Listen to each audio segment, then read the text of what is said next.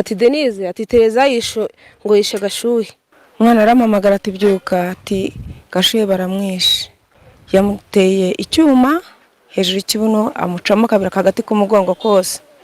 Amutera ikindi cyuma ahangaha muganga yatubwiye ngo ibihaha n'umutima yabiciyemo kabiri. Mu karere ka Nyamagabe mu murenge wa Nkingi yabereye biteye ubwoba. Umugore ateye umugabo we icyuma birangira uyu mugabo yitabye Imana. Hari ku iki gicamunsi, hari ku itariki zisanga 28 z'ukwezi kwa gatanu 2026 nibwo uyu mugore aje gutera umugabo wiwe icyuma amuhereye inyuma, agiterera mu mugongo birangira gifashe umutima, gifata n'ibihaha birangira uyu mugabo agezwa kwa muganga arimo aravirirana, yapfiriye mu bitaro. Iyi nkuru yarijije abanyarwanda benshi cyane, yahamuye abanyarwanda benshi, bamwe barwara imitima. Uko abaturage basobanuye iyi nkuru, bavuze yuko uyu mugore yari umusinzi kandi ikindi yatubahaga umugabo we.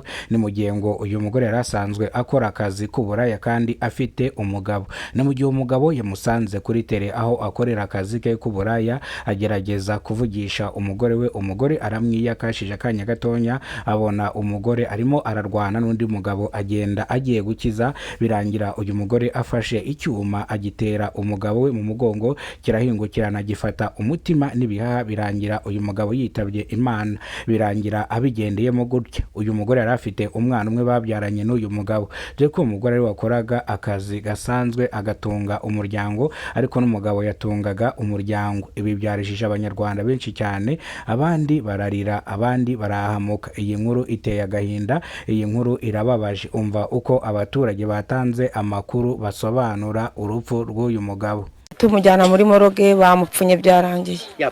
Yapfuye byarangiye. Mukubitiye icyuma hano hejuru y'ikibuno, banjya mukubitira icyuma ibumoso, barashigisha nyine ku buryo umutima bega urebye bawushigisha. Abaturage bafite agahinda n'amarira bitewe n'urupfu rw'uno mugabo. Bavuga yuko ibisubizo byo kwa muganga bisobanura yuko bamuteye icyuma kigahinguranya, kigakubita mu bihaha n'umutima, kikawushwanyaguza, bikarangira uyu mugabo yitabye Imana. Ni inkuru yarijije abanyarwanda benshi cyane, ni inkuru yababaje abantu benshi cyane. Ishami ry'ubugenzacyaha ryataye muri yombi uyu mugore akurikiranwe icyaha cyo kwica umugabo we amuteye icyuma. Icyaha yakoze gihanishwa igifungo cya burundu kitagabanyirizwa ibihano. Ni mu gihe uyu mwana bari bafitanye umuryango wo ku mugabo witabye Imana, bemeye kumujyana bakamwitaho, ariko uyu mugore akagenda agakatirwa urumukwiriye. Akurikiranwe icyaha cyo kwica umugabo we yabigambiriye kandi ku bushake, akongera agashinjwa n'ikindi cyaha cyo guhoza umugabo we ku nkeke no guteza umutekano muke. Ibi ngibi byatumye abaturage bavuga ko iki gifungo cya burundu agikwiriye, ahubwo nuko igifungo cy'urupfu kitabaho hano mu gihugu cy'u Rwanda, bakaba bamukatira igifungo cya burundu, kubera ko ngiyo bamufunze abagiye akarya ibiryo bya leta kandi agakomeza abayeho neza. Bityo rero aramutse agerageje kuba yacika cyangwa yatoroka, yaraswa agashyirwa hasi, kubera ko uyu mugore ni umunyabyaha ukomeye cyane. Dore ko n'abaturage batanze amakuru ko hari umugabo yigeze gufata ubugabo bwe ashaka kubukatisha urwembe, ngo yanze kumwishyura amafaranga angana n'ibihumbi 5 by'amafaranga y'u Rwanda bari bavuganye kugira ngo bakore imibonano muza bitsina. Dore yuko ibingibi byasakaye, abaturage barabimenye, ikibazo kigera ku kagari, kigarukira mu bunzi, birangira bigenze bityo. Iyi nkuru rero yaje kurangira uyu mugabo n'uyu mugore biyunze, barongera barasubirana, ndetse kugeza magingo ngaya bahise babana.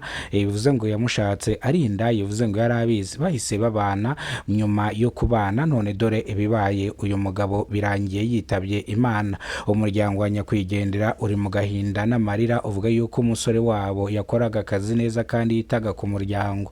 Bivuze ngo babuze imfura yabo, babuze umuntu bizeraga mu muryango. Iyi ni inkuru itugezeho none ahanga, turavuga ati nk'abanyarwanda reka tubagezeho iyi nkuru muyumve, mwumve ibibera hano mu gihugu gihugu cy'u Rwanda. Mujye mumenya amakuru ku gihe, mujye mumenya byose dukora umunsi ku munsi. Reka nongere mwifurize umunsi mwiza. Nibwo bwa mbere ugeze kuno muyoboro wa Kidasamura TV Rwanda, ibuka gukora subscribe, ufungure inzogera, uzajye umenya byinshi dukora. Amakuru nakagaruka ni Kidasamura mu ntara y'Amajyepfo mu karere ka Nyamagabe. Ndagira ngo amakuru yacu tuyasubikira hano, tuze guhura ku makuru akurikira. Ndabakunda cyane, kora subscribe, ufungure inzogera, uzajye umenya amakuru dukora hano mu gihugu cy'u Rwanda kandi yizewe. Turabakunda cyane.